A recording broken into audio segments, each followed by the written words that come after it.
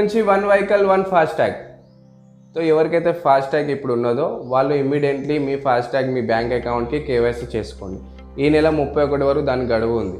So national highway authority of India వాళ్ళు కొత్త rule ఏం తీసుకొచ్చారని అంటే ఎవరైతే ఫాస్టాగ్ వాడుతున్నారో వాళ్ళు బ్యాంక్ అకౌంట్కి ఇమ్మీడియట్లీ కేవైసీ చేసుకోవాలి. తదుపరి ఎవరైతే కేవైసీ చేసుకోలేదో 31 తర్వాత నుంచి వాళ్ళది బ్లాక్ చేయడం జరుగుతుంది. అదేవిధంగా మనకు జీపీఎస్ సిస్టమ్ రాబోతుంది. అంటే దీనివల్ల ఏంటంటే మీరు ఎంత దూరం ప్రయాణిస్తున్నారో అంతవరకే మీరు టోల్ చెల్లియాల్సి ఉంటుంది.